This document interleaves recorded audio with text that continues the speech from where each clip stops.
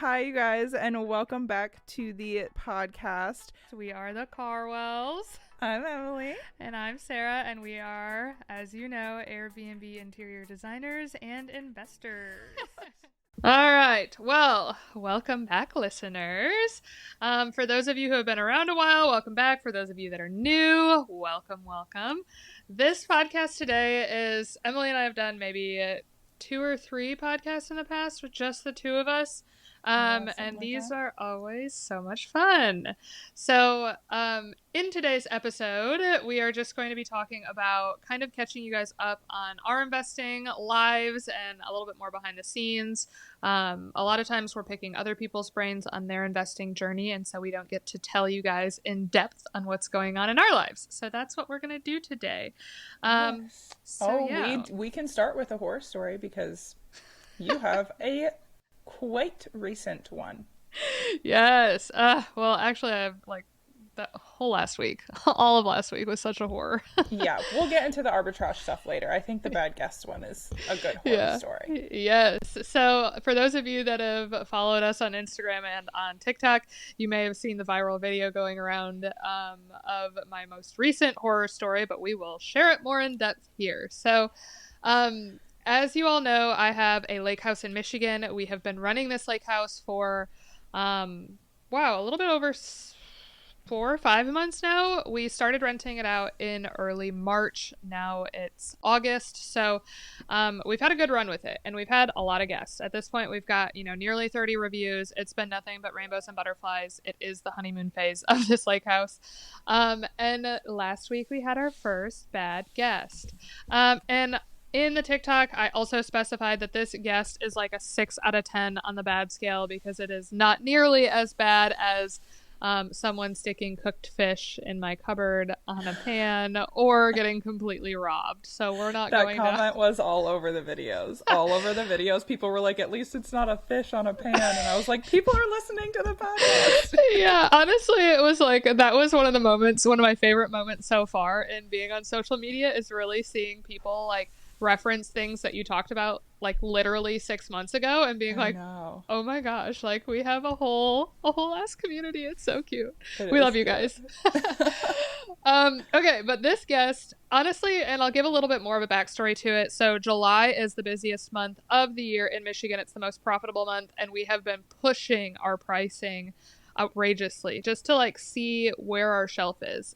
So if you're a host listening to this and you know what your busiest season of the year is, if you can like price it outrageously a few months in advance and just see if you get a response, do that. You know you're going to book those places up even if it's open a month in advance. But if you're like 3 or 4 months out, just like put it at an obnoxious rate and see what you can get for it. So that's what we did. But with offering a stay at an obnoxious rate, you have to have all of your ducks in a row because people are expecting a top tier property, right? They're expecting this like experience that's worth the money that they paid to have it. So July is that month for us. We have been all hands on deck making sure that everything is in tip-top shape.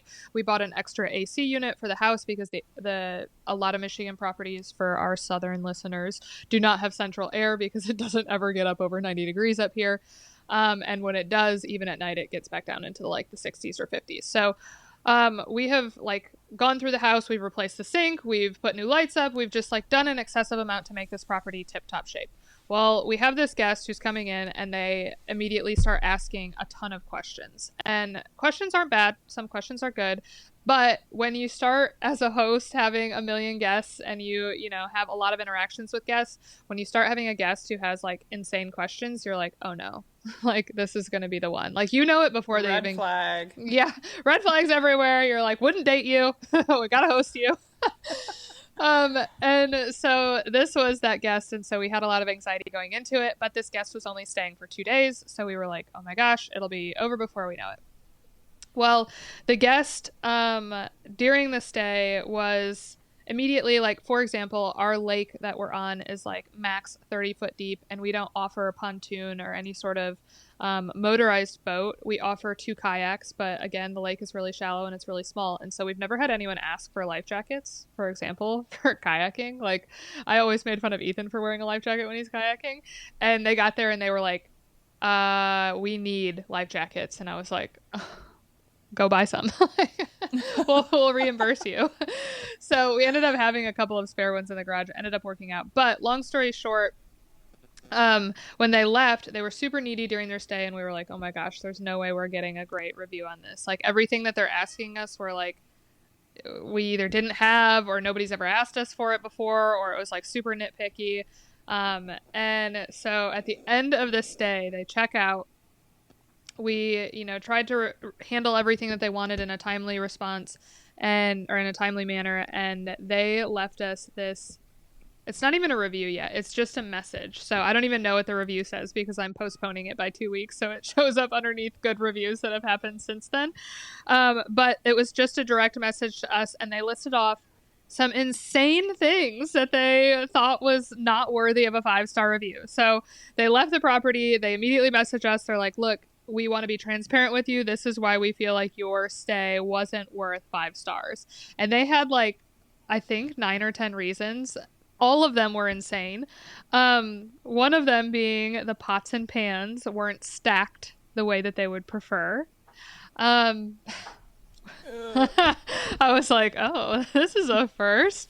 Number 2 is the brand new AC unit that was in the primary bedroom was too noisy, which, I mean, it's brand new, so it's not like it's a broken AC unit. It's just the sound of an AC unit. I don't know. Do you want to sweat or do you want noise? And the 2 nights that they were there, it got down to 54 degrees both nights. And so I'm like, why is the AC unit on? Turn it off. Open the window. What were the other ones? The bathroom door lock they didn't like, which I can't blame them for that one. The bathroom door lock is a little janky. And the property, so it's on a lake, and if you're familiar with most lake properties, it's like the lake properties are kind of built into the hill that goes down to the lake. So our property has stairs everywhere. There's 4 staircases on this 2-story property everywhere. And so you can on Airbnb select whether it's handicap accessible or not, and we put no. There's a million pictures of the staircases in every way, shape, or form. And they complained that there weren't handicap accessible rails on the stairwell. And then my personal fave was the comment where they said the bedrooms are too small and the fans are too big. And so it's just rebuild the house, Sarah. Rebuild the house. I know. And the fans are small. They're typical, they stand 3 foot high on a pole with a fan on top, floor fans, because there aren't ceiling fans because it's a drop ceiling. And so it was just one after another of just ridiculous requests where we were like, oh, and then they complained about something had died in the woods because our property's in the woods and they didn't like the smell of it, which we went up immediately after their stay. After they left, we were like, okay, if there is something dead outside of a window and it's causing a smell in the house, we'll just go get it. No big deal. Mm-hmm. If they're complaining about the smell, we'll definitely be able to smell it. And we went up there and we looked all around the house and there's literally nothing. Also, first of all, it's an old lake house. That when you book it, you can see the photos. It's a gorgeous design and it's a nice property, but it's an old lake house. So you need to keep that in mind when you're booking this place. But also, it's in the woods. The smell of the lake, lakes have a smell naturally, so if you are worried about smells, don't book a lake house. There's just so many things that it's don't book a place in that area if that's what you're going to complain about. Yeah, 1000%. And honestly, when I made the TikTok, I was like, you're always hesitant to post something that you have a pretty strong opinion on, because I'm always afraid that people are going to be like, you should have done better. All of a sudden kind of clap back at it. And the response was overwhelming, siding with me on this issue. So I was pleased to see that I'm not insane for thinking that these requests or these complaints were insane, but it was our first bad guest. We still don't know what the star review is. Honestly, I said 4 stars at the end of that video. It could be way worse. We have no clue at this point, but when people leave reviews, you have 14 days to review them as well. And if you get other good reviews in that time, but you don't review them, it won't post their review for those 14 days. And so all the good reviews that you get in those 14 days will end up on top of their bad review. So that bad review doesn't show first. So we are playing that strategic game as we wait to reveal their actual review. Yeah, and I mean, you'll have high maintenance people once in a while. That's just the reality. And if anything, like maybe, like if, when people leave reviews like that, I personally am the type of person who I would like message somebody and say, "Hey, this could have been better," and still give them a 5-star review just because like we know how the algorithm works. But like maybe something's a learning lesson that, oh, hey, I'll fix that in the future. Like sometimes people will give constructive criticism that you want to know in the future, like the lock on the bathroom door. You said that you know that. We all know that. We've all experienced the lock on the bathroom door. So like, and it's something that you were planning on fixing at some point anyways. So you know what? We'll chalk it up as a loss for that Yeah, one and it is what it move is. on. We went up there and we took the bottom track off of that door, so it's not like so stuck anymore. But still, it's like if anyone knows how to like handle what's a good solution for a barn door that's not a pocket door that needs to lock, but it can't have like a handle because then the handle will scrape on the wall when you open it. We just have, I don't know. I just like cannot find a good Is solution. there like a way to get like a longer chain? Because like the really the only thing is that the chain is like it can be, if you finagle it enough, it'll get in there and it locks just fine. But you have to finagle it a little Yeah. bit. So like a longer chain might work, but then it somebody could open it and the door would be Well, partially that's open yeah, with that's a the longer exact chain. problem is that it all of a sudden if you have a longer chain, like for example, Luna will like the second I sit down on the toilet, she wants pets, right? So if there's a longer chain, then all of a sudden she's Mm-hmm. pushing her nose over and like getting in the door. And so I'm like, okay, what do people want? A lock that's like a little more difficult but gives them full privacy, or a lock that doesn't give them full privacy but it's easier to unlock? I don't know. Yeah, and you know that like if you just had a normal door that had to open and close because the hallway is kind of it's not like it's a normal hallway but like it's a small Yeah. area. If you had a normal door that you just had to open, people would be like this door gets in the way. Like it would there would be a complaint about that anyways. So really it's just like you did the best with what you have in that Yeah. area and if that's the worst complaint that people have, then you did a Yeah. pretty good job. Honestly, I think I'm going to look into those like accordion doors that are like kind of like pocket doors but like kind Oh. of push back, Mhm. because I think that might be a good solution, but I don't know, that's a problem for a different day. Yeah. Yeah, we'll move on from the horror story Yes. and get into some updates Yes. on us and our Airbnb journeys. Yes, we've got some big moves that we're working on. I tell you what, look at us growing. um I know, we're Yeah, trying out so let's here. talk about your lending process first because you are in process of getting your first purchased Airbnb.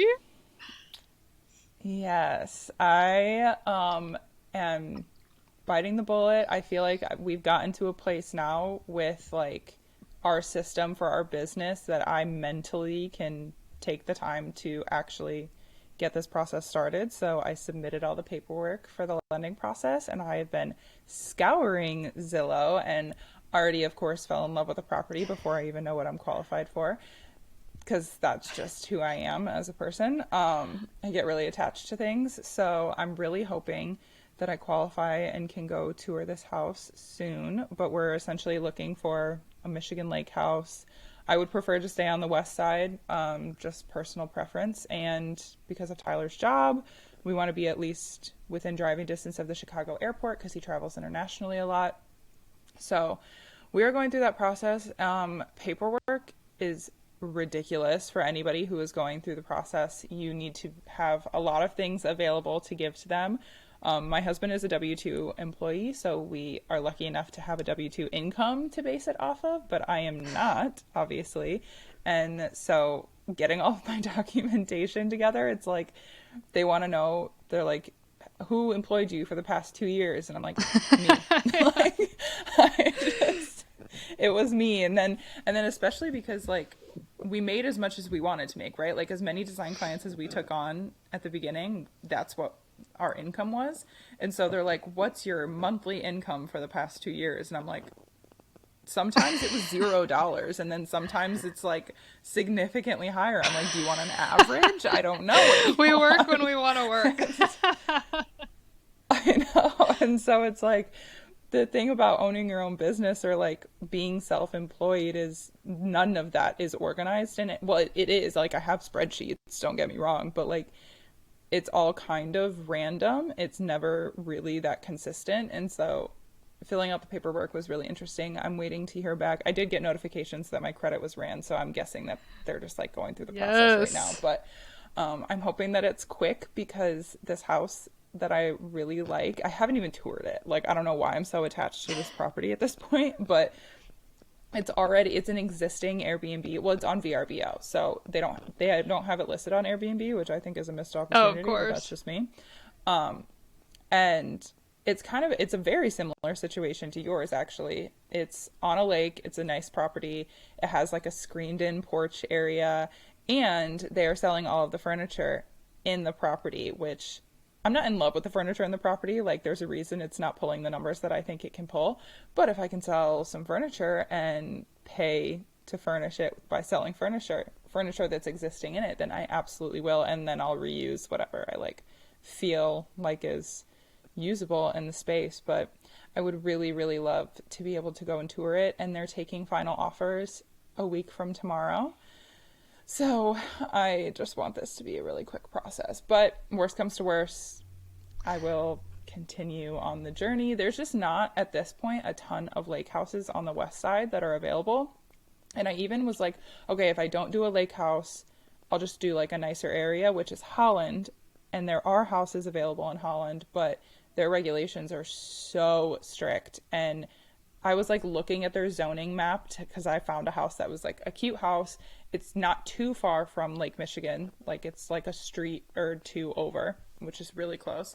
And I was like, oh my gosh, that would be really nice. What zoning is it in? Because if it's in a non-residential zone, Mm-hmm. you can Airbnb it. Pretty much all of It's Holland like is Fort Worth. residential.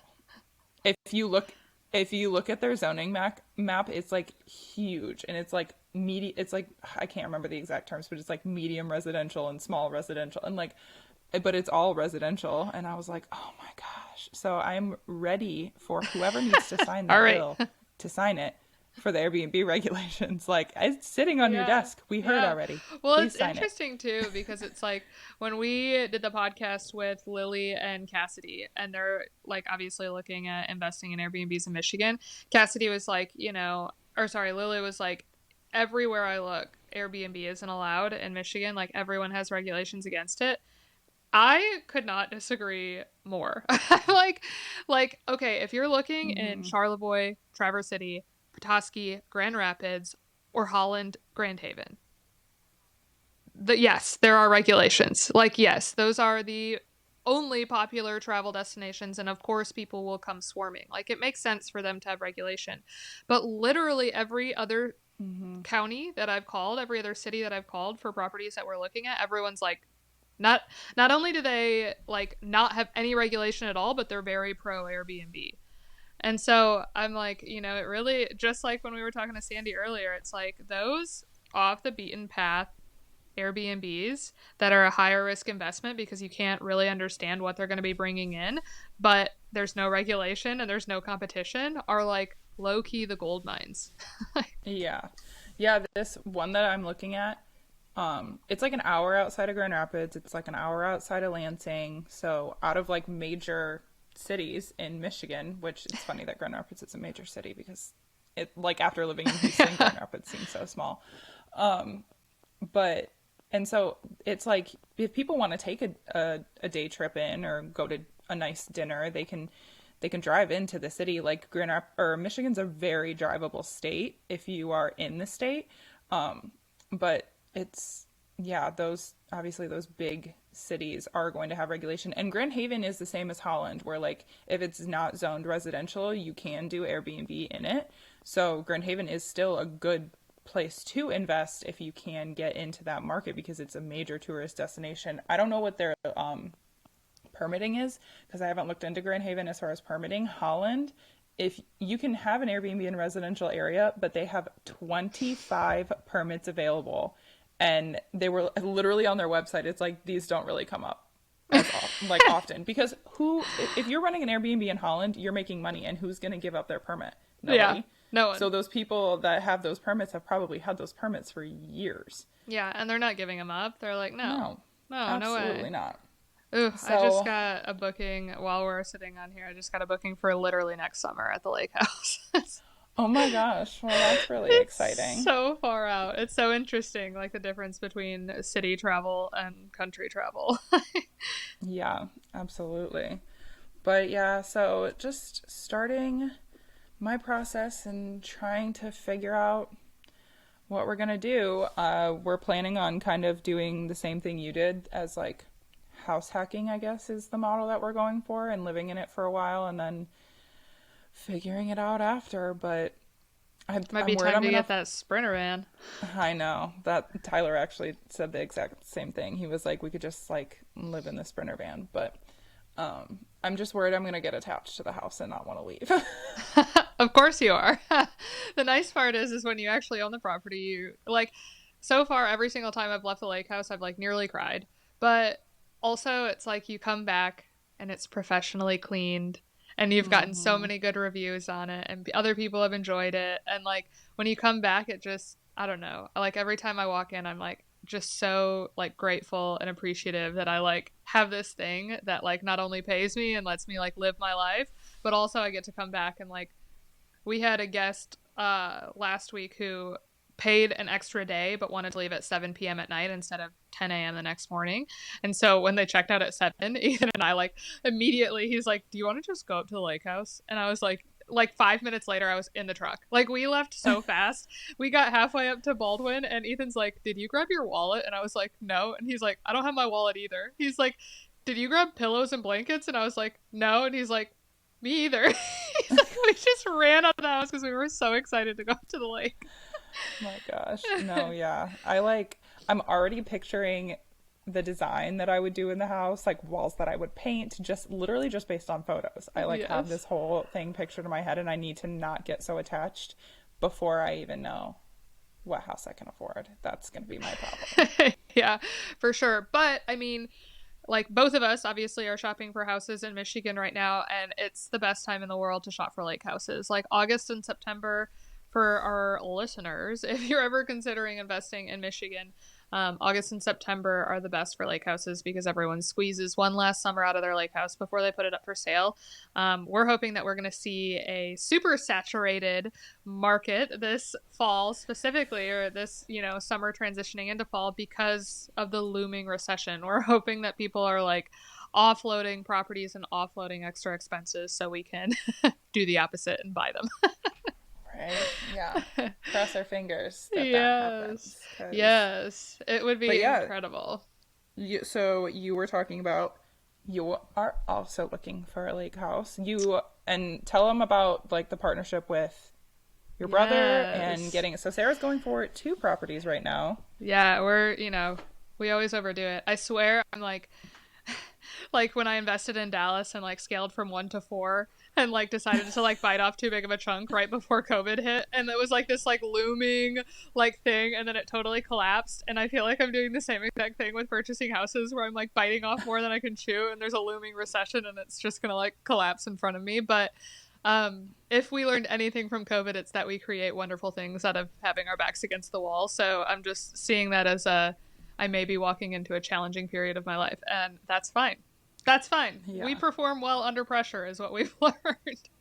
So, right. Figure it out. yeah. So this last year, I've mentioned this on several podcasts before. We take 100% of the profits that we make from all of our properties, arbitrage and owned, and we reinvest them all. We live on my husband's income. So over this past year, adding in the lake house for the last 6-ish months has obviously increased our profits dramatically. And so we're, finally at a point in the fall where we've settled down our summer travels. And so we're looking at purchasing again. And we really wanted to start looking at partnerships because everyone that we look up to, everyone we admire, everyone that mentors us, highly encourages partnerships, especially at the beginning, because you can get a lot more experience a lot quicker and you can get into more properties faster. And real estate is a sooner rather than later game always. So we decided to partner with my brother and sister-in-law. They both live in Fort Wayne, Indiana, and my brother is like the world's most strategic investor, maybe. I don't even know how to Yes. describe my brother. He's incredibly intelligent. He's incredibly calculated. him and I are Really logical. extremely logical. Him and I are similar in a lot of ways, and then like polar opposite in so many more ways. So he is like the same how I describe Emily as my waffles, and I'm the spaghetti. My brother is waffles, and I am spaghetti in that relationship as well. So he and his wife and me and Ethan have found a property. We are in the process of closing on the property.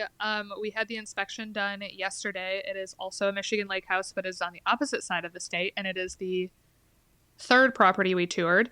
And it's a little 92-year-old lady's property that she's selling. She is like, I think she's moving into a retirement home or something, but she's honestly like when we walked in the property, the pictures, you can tell that like she took the pictures for the listing because like when we found the listing, we were like, these pictures are so bad. Like they're so shaky. Oh no. You can't like it looks like someone did a panorama on an iPhone and it like did this. So like the windows aren't aligned and for whatever reason, I was like, you know what? We're touring 3 other properties. Literally all 3 of the other properties that we were touring that day, I was like, had higher hopes for than the property that we ended up purchasing. But because it was in the area, because it was in our price range, because it was lakefront, we were like, okay, we'll go look. Well, we toured 2 properties before. Both the properties that we toured before, we were like, no, like not even, there's no chance in hell that we're buying these properties. Like they just needed too much work or they were too basic. Like they just didn't have the like character that I wanted an Airbnb to have. And then we walked into the property that we ended up purchasing and like they didn't even picture the windows that were in that property that are facing the lake. Like it's like, you know, a half A-frame, the entire wall is all windows all the way up to the ceiling. And the house just has a ton of character. And for a 92-year-old lady, like I mean, we know in Michigan that every single lake house looks like grandma's house, and this is like actually grandma's house, and it does not look like grandma's house at all. Like she has rainbow colored carpet, she has like all of these updated finishes, like she's got great furniture, just like so impressed. So it's a much lighter lift than the property that we did last year, and that's what we were looking for in a partnership property. Is like we're not living in the property, it is an investment property. It's going to be an investment property from day one. We're hoping to flip it in like under 2 months and get it up on the market before winter, assuming that we can get a hot tub in time. But that property will close on September 15th, and then the second property is one that Ethan and I are going to live in. So we have been what I like to call chronically homeless for the last year. we since last April, so April of 2021, we got in our Volkswagen van. We traveled in that for 4 months, and then we came back. We bought the property at the lake house, lived in it for 6 months, flipped it, and then now we've been chronically homeless since that lake house. So we've lived in Mexico, we've lived in Texas in one of our units there. We've gone back up to the lake house for almost a month. Now we're at my parents'. And so we're in the process of finding a larger flip. Hopefully that's cheaper, about the same size as the one that we purchased with my brother and sister-in-law, but needs a lot more work, and is more of a dramatic finish. And we want to live there for 9 months. So that has been difficult so far. It hasn't been as easy as the other ones, but I think a big reason why it's difficult, and for those of you who are going through the home buying process, you might find this story a little interesting, but we fell in love with an A-frame on the east side of the state. It was a half hour from the property that we are purchasing with my brother-in-law, or my brother and sister-in-law, and it's so perfect for Airbnb. It's just, it needs to be an Airbnb. Like, it's a 3-bed, 2-bath, little A-frame, sitting on a lake. It's in an area where it's legal to Airbnb, and there's like 5 other Airbnbs. It's like 5 minutes from Lake Huron, and it just has so much character. It needs to be completely flipped. Like the inside looks like crap, but it's so perfect for Airbnb. Well, the seller is just being insane. The seller's being insane, and it's just resulted in like, I need there to be some sort of magic behind the purchases that we make, which maybe that's like anti-investor of me to like not just like push through the bullcrap and like get the... It's the designer in you. Yeah, it's the designer and like the dreamer, I guess, in me that's like, if this property doesn't feel like magic from the beginning and it's clunky at the beginning, I just have this like overwhelming fear that it's going to be clunky all the way through. And that's reigned true in the past with like the Dallas properties. So The seller, we offered like way under asking price because they were asking something ridiculous in comparison to what properties around it that were larger but not A-frames were selling for. And so finally we offered asking price. We like caved after putting in 2 offers and them not even countering. And so we offered asking price, but we wanted them to double check that the well doesn't have carcinogens in it because some of the properties around the lake have wells with carcinogens in it. And so we were like, look, we're not letting our guests like shower in cancer. That's insane. Like, not that guests would know, but like we have a fiduciary responsibility. I don't know if we can use that. It's not financial, but anyway, whatever. We have a responsibility. You have an ethical responsibility. Yeah, to make sure that we're not showering people in cancer. And the seller was like, we're not testing the water. Like, we'll sell it to you for asking price, but we're not testing the water. And I was like... Yeah, like, so they're giving up literally nothing. Yeah, like, they're not budging at all. And so we just, like, get bad vibes from it, even though the property is so amazing and I would be able to turn it into this, like, gorgeous A-frame. It just isn't happening. So, so today we're touring 2 more. Tomorrow we're touring another 2, and so hopefully by this weekend we will have an offer in on 1 of the 4 properties that we're touring. 3 of them are lake houses. 1 of them is not a lake house. I know, I know, but it is the one that pulls the highest on AirDNA, and it's the one that architecturally I am the most obsessed with. So it's on a river, but the other properties in the area that we're looking at for this property specifically, that are making $120,000 in revenue a year, they also are not on lakes. I think it's because it's really close to Lake Michigan and it's pretty far south. So I'm thinking that like they're getting a lot of Chicago traffic of people who just want to go to the beach because there's like, you know, Grand Haven-esque beaches around this area. So, so we'll see. Don't worry. If you don't have a lake house, and I do, you can come hang out at mine. Yeah. Yes, we'll have 3 lake houses. If you get one, we've got one, and Caleb and Sarah and us are splitting one. I think we can manage being away from a lake house for 9 months. For a little while, I guess. Yeah, most of that'll be winter anyways, and let's just be real, we are not ice fishers in this group. Believe it or not. Tyler was like, oh my gosh, if we're living in it in the winter, we can clear off the ice and I can ice skate again. And I was like, I won't be doing that with you. I will be sitting my happy ass in the screened-in porch with a cup of coffee and my animals and watching you. Yeah. Yeah, a million times yes. That is not happening. It's not happening. No, I'm not a winter fan either. And I mean, well, like in the winter, the thing to do is hot tub anyway. So whether this is a lake house or not a lake house, we're gonna get a hot tub. And this property, I mean, you and I both agree on the fact that like the screened-in porch at the lake house up in Bitely is the highlight of that property. Like, it really is. It's amazing. It's just neither of us had screened-in porches growing up, and I just like thought it was kind of stupid. I'm like, why would you put screens here and like not glass, right? Like, I just like didn't get it. And then now after having one and being able to sit outside in the summer as a Michigander who's like always cold, and in the summer you want to spend every second outside, and then to not have to deal with bugs, it's like the most magical thing ever. Like, we don't spend any time anywhere else in the house at all in the summer besides on that patio. So yeah, so the house, I do love a screened-in porch. Yeah, and the house that's not on the lake that we are touring today that I'm most excited about has a screened-in porch as well that faces the little river. So I think it's gonna be. I just have super high hopes. I hope that it's everything that I want it to be, and I'm so emotionally attached to it already. I know. I hate that. I hate that we do that. It's like I get my hopes up so high. Like, I got attached to your properties. Right. Like, we're just emotional people. We need to emotional investors. I know. We need to pull it back a little bit. Well, honestly, speaking about being emotionally attached to your properties, I'm emotionally attached to yours, as are you, and let them know what happened to some of your arbitrage. Oh, yes. So last week was, it was such a doozy, guys. This investor, like, look, for all of you out there who follow us on social media who think we make amazing money and, like, have this life of luxury, Like, look, we're not lying that we love what we do. Like, we're not lying that we enjoy it very deeply, and like it is our passion. But I need y'all to know that like the struggle sometimes is so real, both financially and emotionally on so many levels. So if y'all know my story about like Dallas, previous to investing in Fort Worth, I invested in 3 properties in Dallas. COVID hit, and we made no profit for a year. I spent, $25,000 or 20,000 or whatever it was, on those properties, and had to run them for a year, right? Like I had to like be plugged in and work on these properties for a year, and I didn't make a dollar. Not a dollar, not a single one, like 0 pennies to my name. So that return on investment was terrible.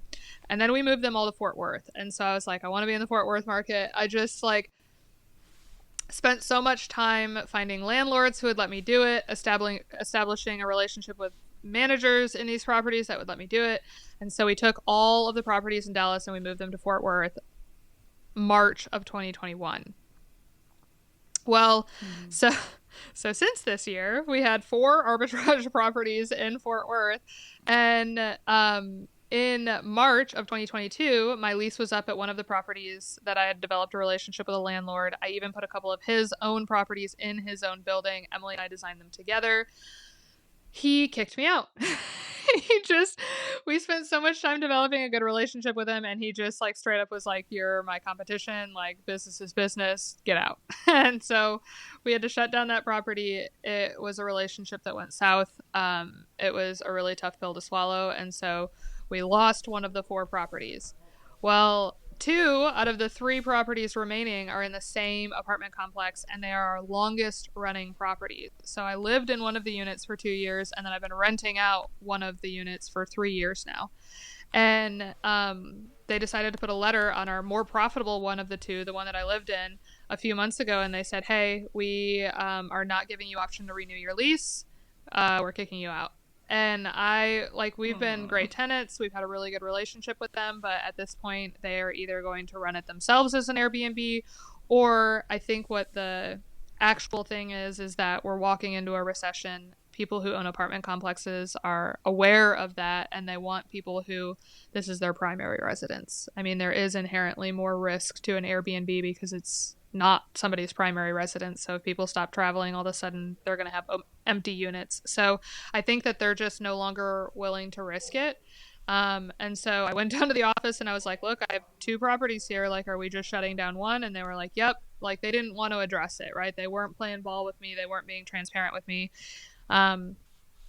And so I was like, okay, well, I live in Michigan now. So like, if I'm cleaning out this property, I don't have to come back down and clean out the second property if you're kicking us out of both. Like, let's just have this conversation now. And she was like, nope, it's random. You're good to keep going, yada, yada. So I was like, okay. So we go down to Texas last week and we shut down unit 407. So now we're down to 2. And losing unit 407 was tough because it was the one that we lived in. And obviously, again, I'm emotionally attached to it. So there were tears shed getting rid of that property. Then we get home, and literally the day after we get home from making the 17-hour drive, our cleaners in Fort Worth send us a screenshot or a picture through text saying that we are getting kicked out of unit 231. Ah!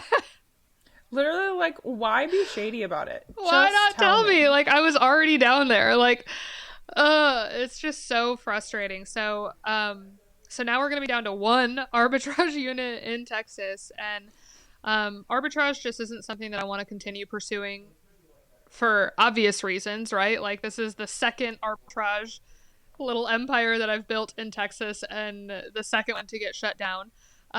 But with that being said, the Fort Worth properties did produce income, right? Like that first year in Dallas, I made $0. And in Fort Worth, all of my properties have made over 15 grand a year in profit, even with having a management company. So we got, what we wanted out of those properties. We got into the purchasing game. And so it's for sure a step backwards, right? Like losing 3 properties is losing, over $4,000 a month in revenue. Yay. Going backwards as we're getting further and further into my career. It ebbs and flows, right? It ebbs and flows. And I mean, purchased properties make, one purchased property makes more than all of my arbitrage properties make in a month. So the fact that we're scaling from 1 to 3 here in Michigan, although we're walking into a recession again and there is new risk involved with that, the Fort Worth, we still have one Fort Worth property, and thank goodness the one that's still running has been consistently our most profitable one, even over 407 for the last like 6 months. So we still have the most profitable one running there, so we'll still be making a couple of grand a month out of our Fort Worth properties. But yeah, we've had some punches to the jaw in the last week on our portfolio here. So the Fort Worth market in Sarah's book is dwindling. Yeah. And I mean, you've said this before, and we've talked about this. This is kind of like I've taken your experience and decided not to pursue arbitrage for this specific reason. There's a shelf life on Yeah. arbitrage. There just is. And I mean, maybe if you're lucky and you have like the best relationship with your landlord, then that's not going to happen. But you're running a business, but they're also running a business. And so if they can figure out a way to make more money and cut your business off, they're going to do that. That's just the reality of the situation. And it feels personal sometimes, but it's just Yeah. going Yeah. to happen. So they did what they were supposed to do. And yeah, I learned a lot about arbitrage putting a lot of people's properties together. I learned about it through you. So I have personally decided Yeah. that that's not going to be my game. But I'm happy I for mean, your it experience. it paid, right? Like at the end of the day, it was still Yeah. like an ROI positive investment, right? Like I spent 20 grand and I Mm-hmm. probably in total over the 2 years, one of those years making $0, I probably made, close to Mm-hmm. $60,000 off of those properties. So turning 20 into 60 was amazing. Probably was more than that, but Nothing to yeah, nothing to turn so your nose up like at. good investment doesn't affect the fact that my ego is being impacted by being kicked out of these properties and my portfolio shrinking. But um, purchasing properties is ultimately more sustainable, and they're going to last longer and they produce more and they're easier to manage too. Like I think that purchase properties are significantly easier to manage because you are in control of all the moving pieces and parts. Like in the property that we're getting kicked out of, the two units, 407 and 231, the property itself, as they get older, it's like 5 or 6 years old at this point. And when we went down there, like the trash room had vomit all over the trash door. And I opened up the trash room and there was literally 6 foot high piles of trash in the trash room and it smelled rancid. And I was like, you know what? Like, maybe this is, the investing gods being like, Sarah, it's time to get out of this property. Like you're going to start getting bad reviews. You're going to start, being a bad host, and we don't want that. We want, people to have a good experience across the board. So it's likely time. It's ending on a pleasant note. It did what it's supposed to, but I'm going to be Ish. sad to see him go. Yeah. Yeah, I mean, I feel like at the time when you were starting as a new investor, it made sense to be in that sort of a complex. But let's be real, it's a very young complex. A lot of college kids, just out of college kids, are moving in there because of the area that it's in. It's really close to a lot of bars. So you can create a luxury experience, but it is not a Yep. luxury complex by any means. And so I think you, as an investor, have just outgrown that sort of complex, anyways. And so ending it, even though it does cut into your income, I think it just makes the most sense in the direction that you want to go with your investments, anyways. Yeah, I totally agree. I totally agree. It's just crazy because it's like I fell in love with Fort Worth, right? Like when I was in Fort Worth, I was like, this is home. Like I'm gonna live here forever and ever. And we're slowly exiting that market almost completely.